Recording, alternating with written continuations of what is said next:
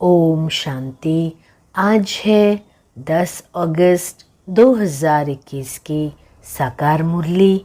बाबा कहते, मीठे बच्चे, बाप आए हैं तुम्हें इस पाप की दुनिया से निकाल चैन की दुनिया में ले जाने।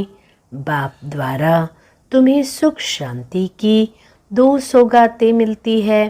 प्रश्न, सारी दुनिया में सच्चे सच्चे नंस तुम हो। सच्चे नंस किसे कहेंगे? उत्तर, बाबा कहते, सच्चे नंस वह जिनकी बुद्धि में एक की याद हो, अर्थात नन बट वन। वे अपने को भल नंस कहलाती है, लेकिन उनकी बुद्धि में सिर्फ एक क्राइस्ट की याद नहीं, क्राइस्ट को भी गॉड का बच्चा कहेंगे। तो उनकी बुद्धि में 2 है और तुम्हारी बुद्धि में एक बाप है। इसलिए तुम सच्चे सच्चे नंस हो। तुम्हें बाप का फरमान है, पवित्र रहना है। गीत इस पाप की दुनिया से। ओम शांति। मीठे मीठे रूहानी बच्चों ने गीत सुना। किसने सुना? आत्माओं ने। आत्मा को परमात्मा नहीं कहा जा सकता, मनुष्य को भगवान नहीं कह सकते। अच्छा, अभी तुम हो ब्राह्मण, तुमको अभी देवता नहीं कहा जाता, ब्रह्मा को भी देवता नहीं कहा जा सकता। भल कहते हैं ब्रह्मा देवताय नमः, विष्णु देवताय नमः, परंतु ब्रह्मा और विष्णु में तो बहुत फर्क है। विष्णु को देवता कहा जाता है, ब्रह्मा को देवता नहीं कह सकते, क्योंकि वह ब्राह्मणों का बाप। ब्राह्मणों को देवता नहीं कहा जा सकता। बच्चे, अब ये बातें कोई मनुष्य को नहीं समझा सकते, भगवान ही समझाते हैं। मनुष्य तो अंधश्रद्धा में जो आता है सो बोल देते हैं। अभी तुम बच्चे समझते हो। रूहानी बाप हम बच्चों को पढ़ा रहे हैं। अपने को आत्मा समझना चाहिए। अहम आत्मा ये शरीर लेती है। अहम आत्मा ने 84 जन्म लिए हैं। जैसे जैसे कर्म करते हैं वैसे शरीर मिलता है। शरीर से अलग आत्मा हो जाती है तो फिर शरीर से प्यार नहीं रहता, आत्मा से प्यार रहता है। आत्मा में भी प्यार तब है जबकि आत्मा शरीर में है। पितरों को मनुष्य बुलाते हैं। बच्चे, शरीर तो उनका खत्म हो गया, फिर भी उनकी आत्मा को याद करते हैं, इसलिए ब्राह्मण में बुलाते हैं। कहते हैं फलाने की आत्मा आओ, ये भोजन आकर खाओ। गोया आत्मा में मोह रहता है। बच्चे, परंतु पहले शरीर में मोह था, वह शरीर याद आता था। ऐसे नहीं समझते कि हम आत्मा को बुलाते हैं। आत्मा ही सब कुछ करती है। आत्मा में अच्छे व बुरे संस्कार रहते हैं। पहले पहले है देह अभिमान, फिर उसके बाद और विकार आते हैं। सबको मिलाकर कहा जाता है विकारी। जिसमें यह विकार नहीं है उसको कहा जाता है निर्विकारी। ये तो समझते हो।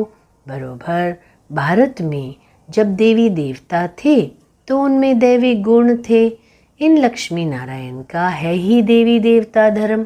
जैसे क्रिश्चियन धर्म में मेल अथवा फीमेल सब क्रिश्चियन है, ये भी कहा जाता है देवी देवता।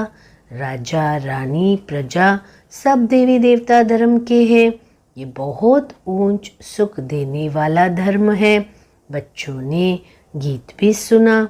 यह आत्मा ने कहा कि बाबा ऐसी जगह ले चलो जहाँ मुझे चैन शांति हो। वह तो है सुखधाम और शांतिधाम। यहाँ बड़े बेचैन हैं। सतयुग में बेचैनी होती नहीं। आत्मा जानती है बाबा बिगर कोई चैन की दुनिया में ले जा नहीं सकते हैं। बाप कहते हैं मुक्ति और जीवन मुक्ति ये 2 सौगातें मैं कलप कलप लाता हूँ। बच्चे, परंतु तुम भूल जाते हो। ड्रामा में भूलना ही है। सब भूल जाए तब तो मैं आऊँ। अभी तुम ब्राह्मण बने हो, तुमको निश्चय है हमने 84 जन्म लिए हैं। जो पूरा ज्ञान नहीं उठाएंगे वो पहले नई दुनिया में भी नहीं आएंगे। त्रेता व त्रेता के अंत में आ जाए। सारा मदार है पुरुषार्थ पर। सतयुग में सुख था, इन लक्ष्मी नारायण का राज्य था। अच्छा, इसके अगले जन्म में ये कौन थे किसको पता नहीं है। अगले जन्म में ये ब्राह्मण थे, उससे पहले शूद्र थे।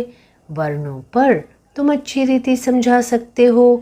अभी तुम समझते हो हम 21 जन्म के लिए चैन पाएंगे। बाबा हमको ये रास्ता बता रहे हैं। हम अभी पतित है इसलिए बेचैन है, दुखी है। जहाँ चैन हो उसको सुख शांति कहेंगे। तो अब तुम बच्चों की बुद्धि में आदि मध्य अंत का ज्ञान है, समझते हो बरोबर सतयुग में भारत कितना सुखी था। दुख अथवा बेचैनी का नाम नहीं था। अभी तुम पुरुषार्थ कर रहे हो स्वर्ग में जाने के लिए। अभी तुम बने हो ईश्वरीय संप्रदाय के और वह है आसुरी संप्रदाय के। कहते हैं ना पापात्मा। आत्माएं अनेक है, परमात्मा एक है। सब ब्रदर्स है, सब परमात्मा हो नहीं सकते। इतनी थोड़ी सी बात भी मनुष्यों की बुद्धि में नहीं है। बाबा ने समझाया है ये सारी दुनिया बड़ा बेहद का टापू है। वो छोटे छोटे टापू होते हैं। इस बेहद टापू पर रावण का राज्य है। इन बातों को मनुष्य नहीं समझते हैं। वो तो सिर्फ कहानियाँ सुनाते रहते हैं। कहानी को ज्ञान नहीं कहा जाता। उनसे मनुष्य सद्गति को पा नहीं सकते। ज्ञान से सद्गति मिलती है। ज्ञान देने वाला है एक बाप, दूसरा न कोई। भक्तों की भगवान ही आकर रक्षा करते हैं। मनुष्य की रक्षा नहीं कर सकते। शिव बाबा सभी बच्चों को वर्षा देते हैं। वो बाप भी है, शिक्षक भी है, सतगुरु भी है, वकील बैरिस्टर भी है, क्योंकि जमघटों की सजा से छुड़ाने वाला है। सतयुग में कोई भी जेल में नहीं जाएंगे। बाप सबको जेल से छुड़ाते हैं। बच्चों की सर्वश्रेष्ठ सब मनोकामनाएं पूरी होती है। रावण द्वारा अशुद्ध कामनाएं पूरी होती है, बाप द्वारा शुद्ध कामनाएं पूरी होती है।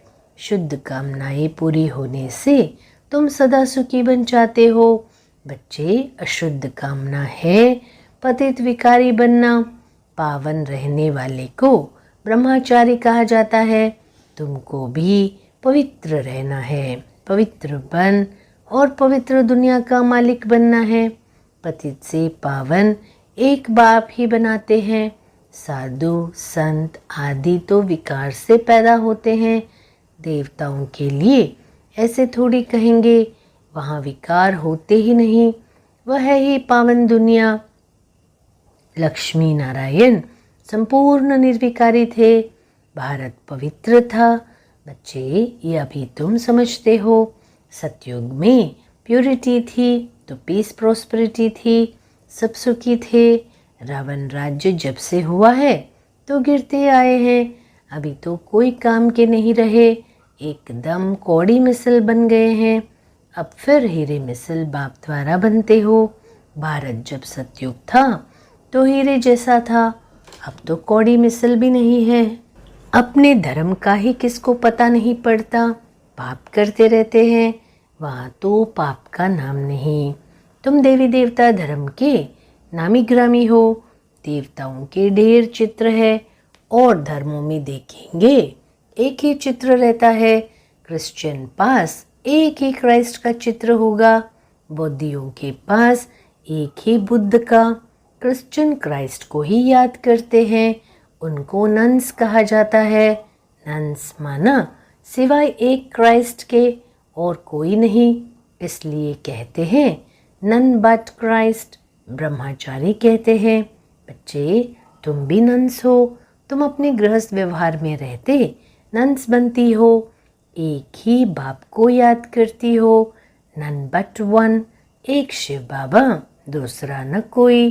उन्हों की बुद्धि में फिर भी दो आ जाते हैं। क्राइस्ट के लिए भी समझेंगे वो गॉड का बच्चा था, परंतु उनको गॉड की नॉलेज नहीं। तुम बच्चों को नॉलेज है। सारी दुनिया में ऐसे कोई नहीं जिसको परमात्मा की नॉलेज हो। परमात्मा कहाँ रहते हैं, कब आते हैं, उनका क्या पार्ट चलता है, ये कोई नहीं जानते। भगवान को जानी जाननहार कहते हैं, समझते हैं। वो हमारे दिल की बात को जानते हैं। बाप कहते हैं मैं नहीं जानता, हमको क्या पड़ी है जो हर एक की दिल को बैठ रीड करूँगा। हम आए ही है पतितों को पावन बनाने। अगर कोई पवित्र नहीं रहते हैं, झूठ बोलते हैं, तो नुकसान अपने को पहुंचाएंगे। गाया हुआ है, देवताओं की सभा में असुर जाकर बैठते थे, वहाँ अमृत बांटा जाता था। कोई विकार में जाकर फिर चिपकर आए बैठते तो वो असुर हुए न, आप ही अपना पद भ्रष्ट कर देंगे।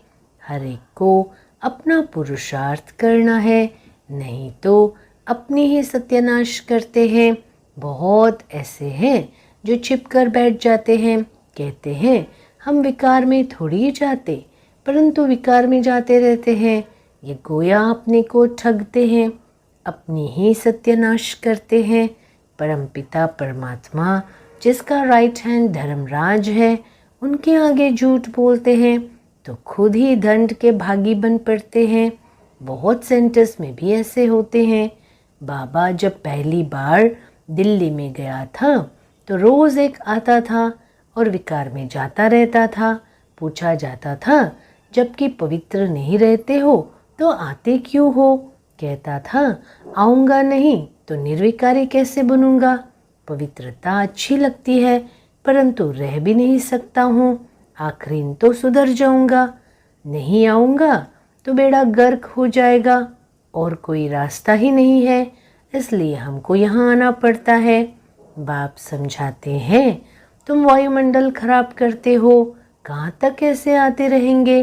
पावन जो बनते हैं उनको पतित से जैसे घृणा आती है।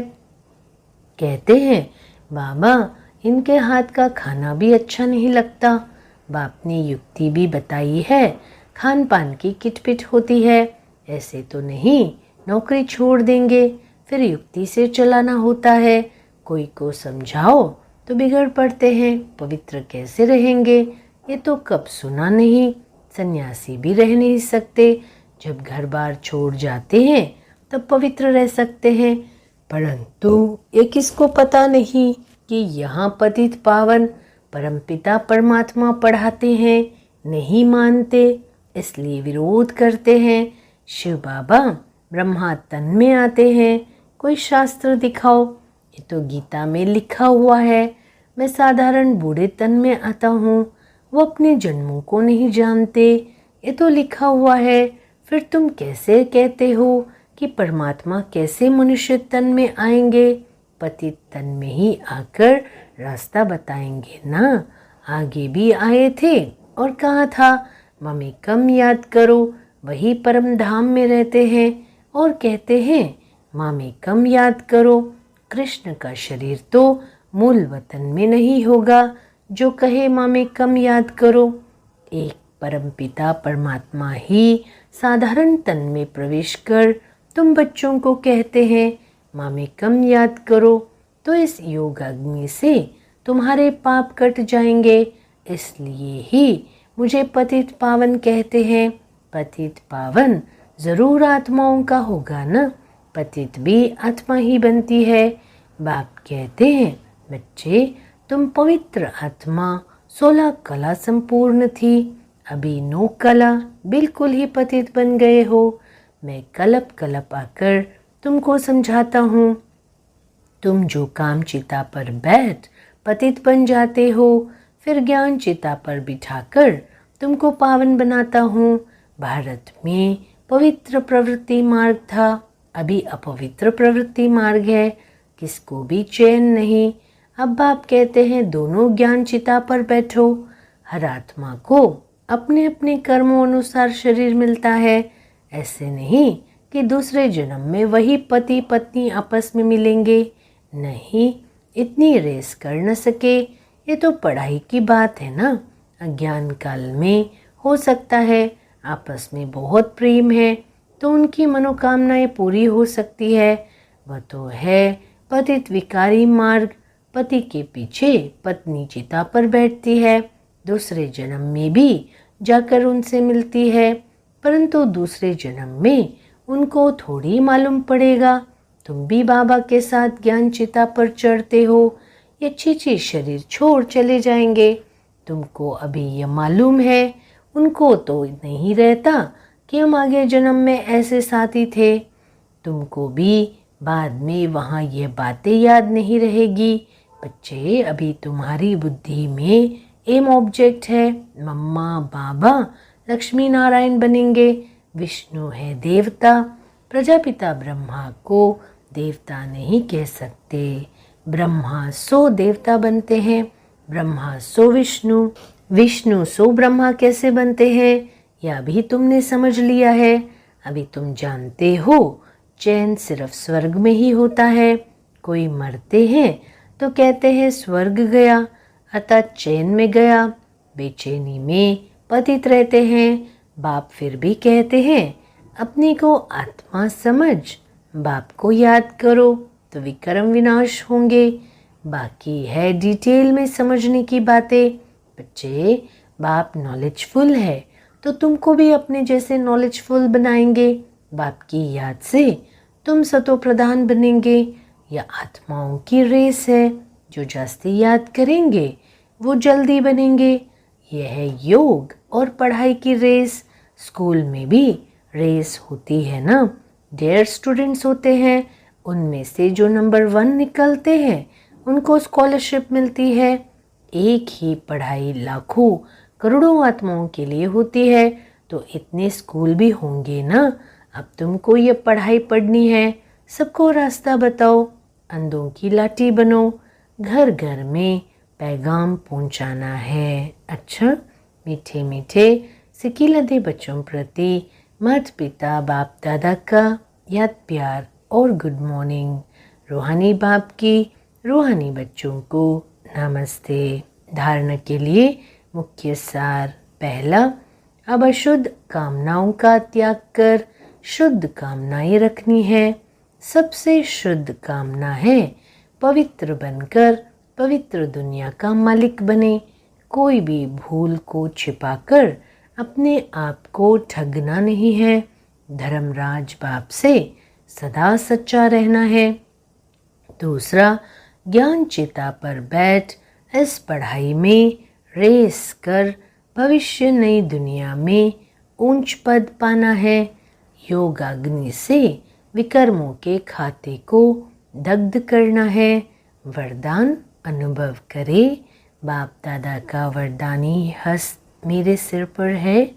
बाबा कहते, मीठे बच्चे, सत्यता की महानता द्वारा सदा खुशी के झूले में झूलने वाले अथॉरिटी स्वरूप भव। सत्यता की अथॉरिटी स्वरूप बच्चों का गायन है। सच तो बेटो नच, सत्य की नाव हिलेगी लेकिन डूब नहीं सकती। आपको भी कोई कितना भी हिलाने की कोशिश करे, लेकिन आप सत्यता की महानता से और ही खुशी के झूले में झूलते हो। वो आपको नहीं हिलाते, लेकिन झूले को हिलाते हैं। यह हिलाना नहीं, लेकिन झुलाना है। इसलिए आप उन्हें धन्यवाद दो कि आप झुलाओ और हम बाप के साथ झूले। स्लोगन, बाबा कहते, मीठे बच्चे, सर्व शक्तियों की लाइट सदा साथ रहे तो माया समीप नहीं आ सकती। ओम शांति।